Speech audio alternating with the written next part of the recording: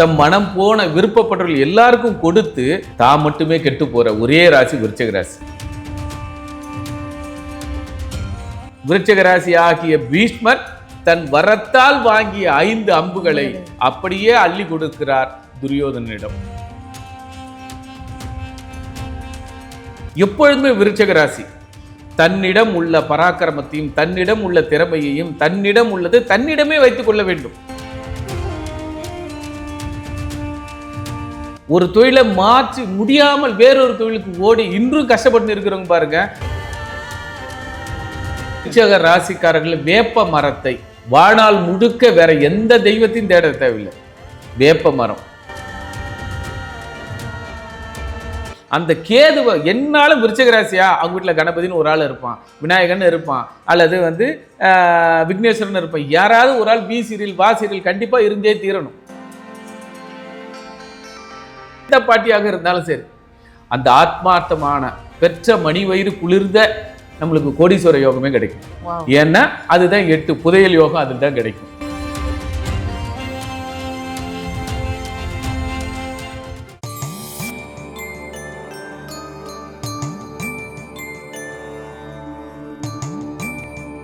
Temple express நேயர்கள் அனைவருக்கும் வணக்கம். இன்னைக்கு நம்ம கூட கேதுவின் காதலன் நவாம்ச நாயகன் காயத்ரி சங்கர் சார் இருக்காங்க. வெல்கம் பண்ணிடலாம். வணக்கம் சார். நமஸ்காரம் மேடம். எப்படி இருக்கீங்க சார்? குறைவொன்றும் இல்லை. டெம்பிள் எக்ஸ்பிரஸ் நேயரும் நம்மளுடைய நிறுவனத்தாரும் இந்த ஒத்துழைப்புனால மக்களோட ஆதரவும் அதனால் குறைவொன்றும் இல்லை. கண்டிப்பா சார். உங்களோட பதிவை பார்க்குற எல்லாருக்குமே குறையும் இல்லாமல் இருக்காங்க. அண்ட் இப்போ உங்ககிட்ட ஜோதிட ரீதியாக எல்லாருக்கிட்டையும் கேட்குற மாதிரியான கேள்விகள் நான் உங்ககிட்ட கேட்க மாட்டேன் எப்பவுமே. ஏன்னா பார்க்குற வியூவர்ஸ்க்கு கண்டிப்பாக காயத்ரி சங்கர் சார் வந்திருக்காரு, இன்றைக்கி ஏதாச்சும் ஒரு விஷயம் இருக்கும் அப்படின்னு தான் இந்த வீடியோ பார்ப்பாங்க. அவங்களுக்கு ஜோதிட ரீதியாக இந்த ஒரு கேள்வி. வரம் கொடுத்து வாழ்ந்தவங்க இருப்பாங்க, வரம் வாங்கி வாழ்ந்தவங்க இருப்பாங்க. ஆனால் வரம் கொடுத்து கெட்டவர்கள் ஜோதிட ரீதியா யாருன்னா இருக்காங்களா? எந்த ராசிக்காரர்கள் அந்த மாதிரி ஒரு அமைப்புல இருக்காங்க? மிகவும் அற்புதமான ஒரு கேள்வி. எல்லோருக்கும் தெரியும், கொடுத்து வாழ்ந்தவங்க இருக்கிறாங்க, வாங்கி வாழ்ந்தவங்க இருக்கிறாங்க. அது உலக நியதி. கண்டிப்பா. ஆனா கொடுத்து கெட்டவங்களும் வாங்கி கெட்டவங்களும் இருக்கிறாங்க. அவங்களுக்கு என்ன மாதிரியான அமைப்பு இருக்கும், அவர்கள் என்ன ராசியாக இருப்பார்கள் அப்படின்ற ஒரு புராணத்தின் அடிப்படையில ஒரு உதாரணத்தோட நம்ம பேசலாம். நல்ல அற்புதமான ஒரு கேள்வியை வச்சிருக்கீங்க, ரொம்ப சந்தோஷம்.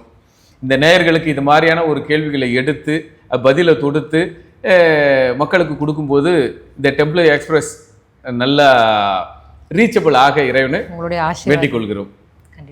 உதாரணம், முதல்ல வரத்தை கொடுத்து கெட்டவங்க பார்க்கலாம்.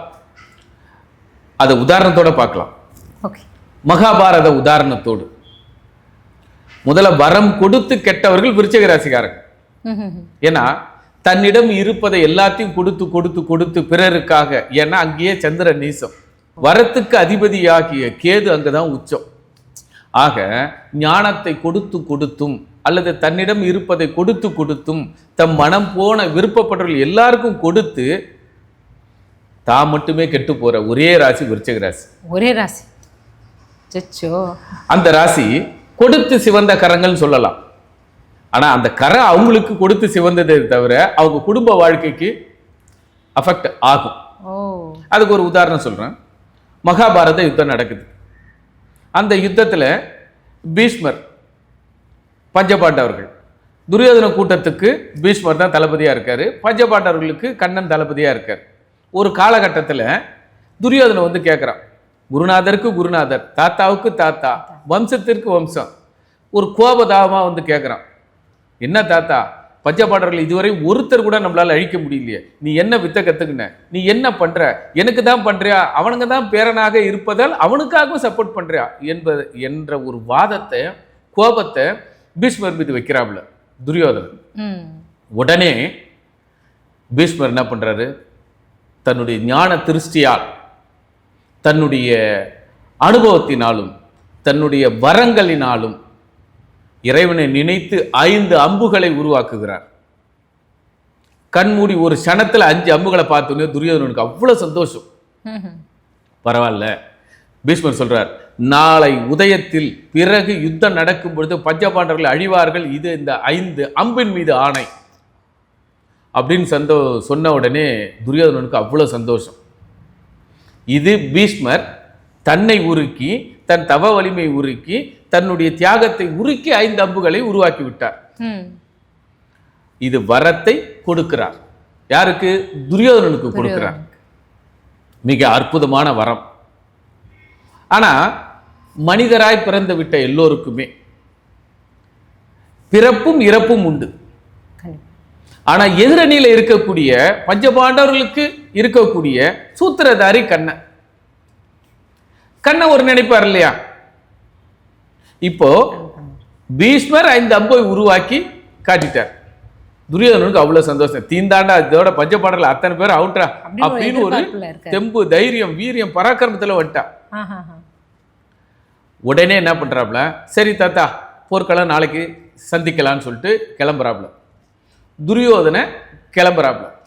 கொஞ்ச தூரம் போனாங்க துரியோதனன். இந்த விருச்சிக ராசி பீஷ்மருக்கு சந்திரன் நீசம். அதனால பீஷ்மர் விருச்சிக ராசி. ஒரு சலனம். வாழ்த்திட்டு போனானா, திட்டிட்டு போறானா, இல்ல நம்ம சந்தோஷப்படுத்திட்டு போறானான்ற ஒரு சலனத்துக்கோடு பீஷ்மர் ஒரு க்ஷணம் நிற்கும் போது போன துரியோதனன் திருப்பி வரான். அவனுக்கு ஒரு சலனம். தாத்தா நமக்கு மட்டும் தான் தாத்தாவா? பஞ்சபாண்டவர்களுக்கு தாத்தாவாச்சு. இந்த அம்பு நாளைக்கு மாயமா மறைஞ்சு போச்சுன்னா என்ன பண்றது? அல்லது ஏதாவது மிஸ்யூஸ் பண்ணிட்டாருன்னா என்ன பண்றது அப்படின்னு அந்த ஒரு சனத்துல திரும்பி வர, இவரும் சனத்துல சலனப்பட்டு நிக்க, அப்ப துரியோதனன் ஒரு கேள்வி கேட்கிறான். தாத்தா அந்த 5 அம்புகளை என்னிடமே கொடுத்து விடு, நான் பத்திரமாக வைத்துக் கொள்கிறேன் என்று கேட்க, அதுக்கு என்ன பேராண்டி? விருச்சிக ராசி ஆகிய பீஷ்மர் தன் வரத்தால் வாங்கிய 5 அம்புகளை அப்படியே அள்ளி கொடுக்கிறார் துரியோதனிடம். இந்த 2 நிகழ்ச்சிக்கு சூத்திரதாரி ஒரு ஆள் இருக்கான், கண்ணன். ட்விஸ்டட் கிளைமேக்ஸ் வைக்கிறதுக்கு. அப்போ எப்பொழுதுமே விருச்சிக ராசி தன்னிடம் உள்ள பராக்கிரமத்தையும், தன்னிடம் உள்ள திறமையையும், தன்னிடம் உள்ளது தன்னிடமே வைத்துக் கொள்ள வேண்டும். வேண்டும். இன்னொரு செயல சொன்னோம்னா, விருச்சகம் ஒரு தேல். அந்த தேல் சிறுக சிறுக 30 நாள், வளர்பிறை 15, தேய்பிறை 15, 30 நாளில் ஒரு துளி விஷத்தை தானாக உற்பத்தி செய்து கொள்ளும். ஒரு முறை கொட்டிவிட்டால், தேல் ஒரு முறை கொட்டிவிட்டால் 30 நாள் கழித்து தான் அந்த விஷமே சுரக்கும். அதனாலதான் விருச்சிக ராசி தன்னிடம் இருப்பதை பிறருக்கு கொடுத்து விட்டால் அவர்கள் 30 நாள், 1 மாதம் கடுமையாக உடைத்த பிறகுதான் மீண்டும் அந்த நிலைக்கு வர வேண்டும், வர முடியும். அதனாலதான் விருச்சிக ராசிக்கு மட்டுமே தன்னுடைய இருப்பு, தன்னுடைய பேலன்ஸ், தன்னுடைய திறமையை, தன்னுடைய ஆற்றலை தன்னோடு வைத்துக் கொள்ள வேண்டும். அப்போ யாருக்குமே ஹெல்ப் பண்ணக்கூடாது அப்படின்றீங்களா? யாருக்குமே ஹெல்ப் பண்ணலாம். அதுல ஒரு கண்டென்ட் என்னன்னா, தனக்கு மிஞ்சினால்தான் தானம் என்ற ஒரு கோட்பாடு விருச்சிக ராசிக்கு மட்டும் வைக்க வேண்டும். உதாரணம் இன்னொரு செயல சொல்லலாம். ஒரு ஆளுக்கு ஜாமீன் கையெழுத்து போடக்கூடாது, ஒரு ஆளுக்கு கொடுக்கக்கூடாது. ஆக எதையுமே தனக்கென கொஞ்சம் இருப்பு. விவசாயத்தை எடுத்துங்க, விதை நெல் போல நம்ம சேமித்து வைக்க வேண்டும். விதை நெல்லை விருச்சிக ராசிக்காரன் சேமித்து வைத்தால் மட்டும்தான் விருட்சகமாக வளரும். அதுபோல விருட்சகம் தனக்கென ஒரு அடையாளத்தையும் தனக்கென ஒரு பாதுகாப்பையும் செய்து கொண்டு தான் பிறருக்கு உதவி செய்ய வேண்டும். இப்போ என்ன பண்ணிட்டாரு?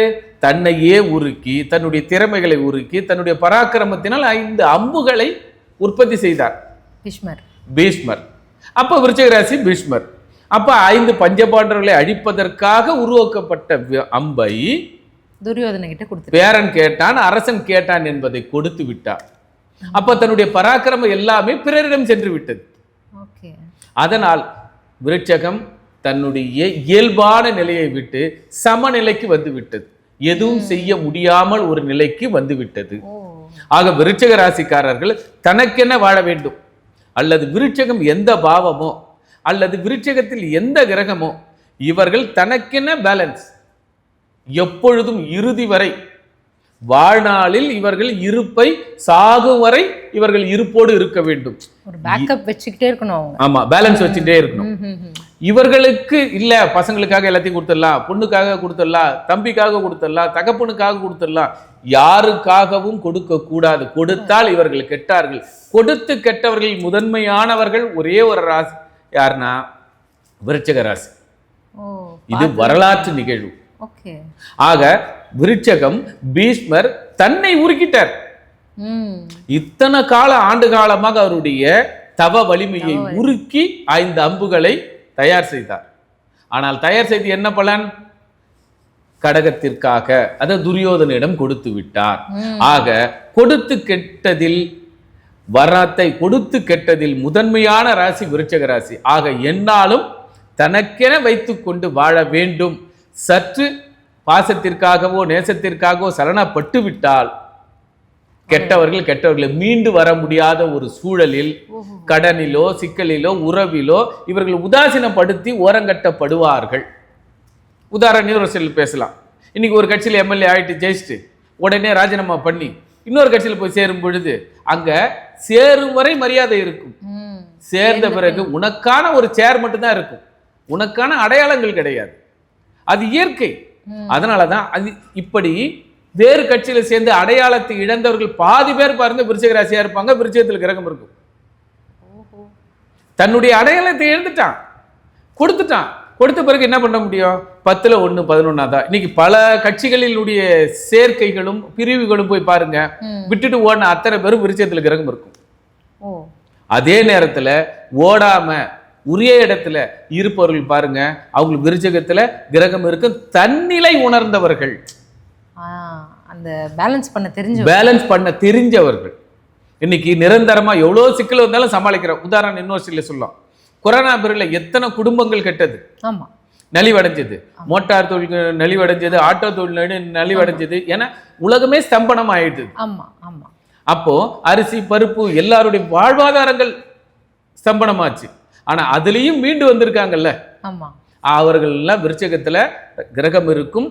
அவர்கள் ஸ்டாண்ட் பண்ணவர்கள்.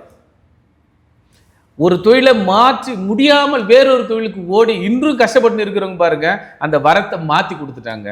அதனால விருச்சிகத்தில் எந்த கிரகம் நின்றாலும் தனக்கென ஒரு அடையாளத்தை வைத்துக்கொண்டு வாழ்ந்தால் அவர்கள் சிம்மாசனம் அற்புதமாக இருக்கும். மறுவி இருந்தால் கொடுத்த வரத்தினால் கெட்டவர்களில் முதன்மையானவர்கள் விருச்சிக ராசிகர். அப்போ இந்த விருச்சிக ராசிக்கு பேசிக்காவே அந்த தன்மை இருக்கும்.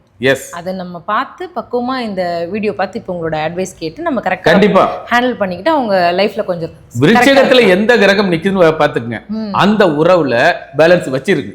ஓஹோ, எதையுமே உதாரணம் இப்போ வீட்டுக்கு ஒரே ஒரு பொண்ணு இருக்குதுன்னு வச்சுங்களேன், அந்த பொண்ணுக்கு கல்யாணம் பண்ணிட்டாங்க. சரி, யாரு ஒரு பொண்ணுக்கு தானே அப்படின்னு சொல்லிட்டு கல்யாணம் பண்ண கையோட சொத்தெல்லாம் டிரான்ஸ்ஃபர் பண்ணியிருப்பாங்க.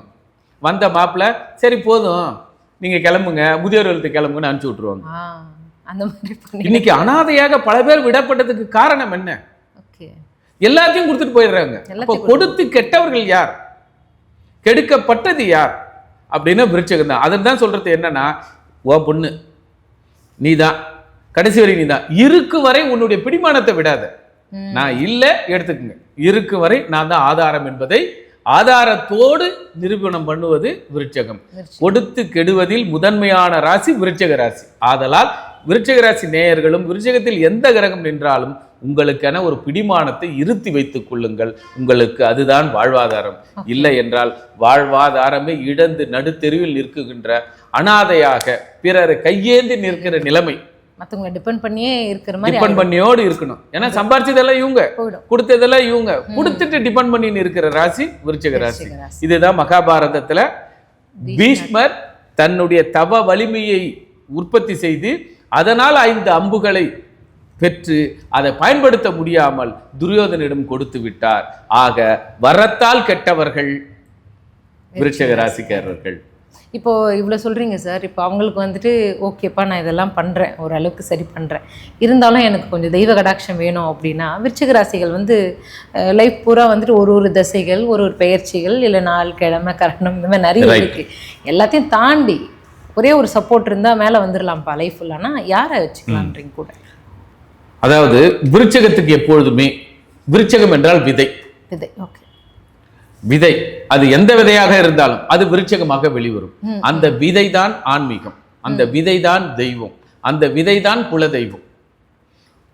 மனிதர்களை சொன்னோம்னா விருச்சிக ராசிக்காரனுக்கு தாயே ஆதாரம். தல விருட்ச மரமா சொன்னோம்னா விருச்சிக ராசிக்காரர்கள் வேப்ப மரத்தை வாழ்நாள் முழுக்க வேற எந்த தெய்வத்தையும் தேட தேவையில்லை. வேப்ப மரம், வேப்ப மரத்தை வணங்கி வர இவர்களுக்கு மிக அற்புதமான ஞானங்கள் கிடைக்கும். ஞானங்கள் சரி, வேப்ப மரம் வைக்க முடியாதவங்க, அபார்ட்மெண்ட்ஸ் எல்லாம் இருக்கிறவங்க வைக்க முடியாத சூழ்நிலை இருக்கிறவங்கன்னா செடி மட்டும் வச்சுக்கலாமா? ஆனா அதற்கு அடுத்தது ஆதாரமே கேது. கேது கேது உச்சம் பிள்ளையார். ஓஹோ. ஆக பிள்ளையாருடைய சங்கட சதுர்த்தசி இவர்களுக்கு உண்டான விநாயகனுடைய ஸ்லோகம். ஏன் அந்த விநாயகர் எடுத்தோம்னா இவர்கள் தான் பிறருக்கு அடிமையாக இருப்பார்கள். விநாயகரை மனமோந்து கூட்டு பாருங்க, நமக்கு அடிமையா நிற்பார், நமக்கு ஒரு பாதுகாப்பா இருப்பார், ப்ரொடெக்ஷனா இருப்பார். ஆனா விநாயகனை வணங்காத பட்சத்தில் எல்லா தெய்வத்துக்கும் ஆதாரம் ஆதி மூலமே அவர் தான். கண்டிப்பா முழு முதற் கடவுள். அந்த கடவுள் வசிக்கிற ராசி விருச்சிக ராசி. அப்படிங்களா? ஆமா, கேது அதுதான் உச்சம். சூப்பர். ஓகே. அந்த கேது என்னாலும் விருச்சிக ராசியா, அவங்க வீட்டுல கணபதினு ஒரு ஆள் இருப்பான், விநாயகன் இருப்பான், அல்லது விக்னேஸ்வரன் இருப்பான். யாராவது ஒரு ஆள் பி சீரியல் வா சீரியல் கண்டிப்பா இருந்தே தீரணும். நான் சீரியல்ல இருப்பாங்க. ஆக விநாயகனை வணங்கிட அதற்கு அடுத்தபடியாக தான் வேப்ப மரம். இதையும் தாண்டி இன்னும் ஞானங்கள் அதிகமாக பிறக்கணும்னா அரச மரம் தான் விருச்சிக ராசிக்கு அதி அற்புதமா இருக்கும். காம்பினேஷனா பார்த்தா அரச மரத்தடியில விநாயகர் இருந்தா இன்னும் சூப்பர். அதை இன்னொரு சைடில் போய் பேசணும்னா ரொம்ப ரஃபா இருக்கிற மாதிரி இருந்தா வன்னி மரம்னு சொல்லுவாங்க. ஓஹோ. வன்னி மர விநாயகன், அரச மர விநாயகன், வேப்ப மர விநாயகன், வெறும் விநாயகன். ஆக விநாயகனை தொழுதல் வினைகள் அகலும். சூப்பர். சரி, இது எதுவுமே அவங்களால பண்ண முடியல, எதுவுமே பண்ண தேவையில்லை. வீட்டில் இருக்கிற பெரியவங்க தாத்தா பாட்டி ஒற்றுமையா இருக்கிறாங்க பாருங்க, அதாவது சமேதமா இருப்பாங்க, வயசானவங்க இருந்தாலும் உயிரோட இருப்பாங்க. அவர்களுக்கு பணிவிடை செய்து வந்த எந்த தோஷமும் விருச்சிக ராசிக்கார் சூப்பர். தாத்தாவை, அதாவது விருச்சிக ராசிக்கு பாட்டி ஆதாரம், ரிஷப ராசிக்கு தாத்தா ஆதாரம். சோ இங்க விருச்சிக ராசிக்கு பாட்டியை சந்தோஷப்படுத்து. பாட்டிக்கு என்ன தேவை? பாட்டி நான் இங்க போனேன், இங்க வந்தேன், இவ்வளவு அனுபவம் இருக்குது, இல்ல இதுக்கு எதனா செய்யலான்னு இருக்க, உங்க அனுபவத்தை சொல்லுங்க. உதாரணம், இப்ப எனக்கு இன்னைக்கு எங்க லட்சுமி வீட்டுல பச்சை பயிரை அரைச்சாங்க. நல்லா பாருங்க, பச்சை பயிரை அம்மியில அரைக்கிறாங்க. எங்க அம்மா அங்க இருந்து உட்காந்து பாக்குறாங்க 75. பச்சை பயிரியா மருமக அரைக்கிறா? அப்ப பையனுக்கு எதனா சளிகிளி பிடிச்சிருக்குதா? மேல இருந்து கீழே இறங்கி வராங்க. அந்த பாட்டி என்ற நுணுக்கம், அந்த கேது என்ற நுணுக்கம் ஒரு பயிர் அரைக்கும் பொழுதே அவர்கள் எதற்காக அரைக்கிறார்கள், அப்ப என்ன ரிசல்ட் இருக்கும் என்பதை எப்படி எங்க அம்மா சொன்னாங்களோ, நினைத்து வந்தார்களோ, அது போலதான் அந்த கேது அனுபவம். ஒரு இன்னொரு சில சொல்லலாம், வீட்டுல ஒரு டயலாக் ஒன்று சொல்லுவாங்க, பணம் இருக்கோ இல்லையோ வீட்டுல ஒரு கிழ பணம் இருக்கணும்னு சொல்லுவாங்க பெரியவங்க. அப்ப வயதானவர்கள் பணத்திற்கு ஒப்பாதானவர்கள், புதையல் போல மூத்தோர்கள் இருக்கணும் வீட்டுல, முன்னோர்கள். ஆனா அடிக்கடி ஒரு வார்த்தை சொல்லுவோம், மூத்தோர் சொல் கேளீர் முன்னேற்றம் அடைவீர். கண்டிப்பா, அவ்வளவுதான். அப்ப இது எல்லாவற்றிற்கும் ஆதாரம் கேது. ஆக விருச்சிக ராசிக்காரர்கள் ஒண்ணு வன்னி மரம், அரச மரம், வேப்ப மரம். இந்த மும்மரத்தை வணங்கினாலும் வணங்காவிட்டாலும் பொதுவாக வீட்டில் உள்ள பெரியோர்களை பாட்டியை வணங்கி வர, எந்த பாட்டியாக இருந்தாலும் சரி, அந்த ஆத்மார்த்தமான பெற்ற மணி வயிறு குளிர்ந்த நம்மளுக்கு கோடீஸ்வர யோகமே கிடைக்கும். ஏன்னா அதுதான் 8 புதையல் யோகம், அதில் தான் கிடைக்கும். Okay okay okay. அப்போ இந்த விருச்சிக ராசிக்காரர்கள் இந்த ஒரு திசை, இந்த ஒரு பயிற்சி அப்படின்னு இல்லாம இந்த ஒரு பதிவு பார்த்தாலே போதும் அப்படின்னு நினைக்கிற, வாழ்க்கை ஃபுல்லா அவங்க ஜம்முன்னு இருக்கு. எந்த பயிற்சியும் விருச்சிக ராசியை பெயர்க்க முடியாது. ஏன்னா கேதுவை, அதாவது ஒரு டைலாக் சொல்லலாம், 10 தலையும் ஒத்த தலைன்னு சொல்லிட்டு 2 நாளைக்கு முன்னாடி ஒரு பதிவு போட்டேன்.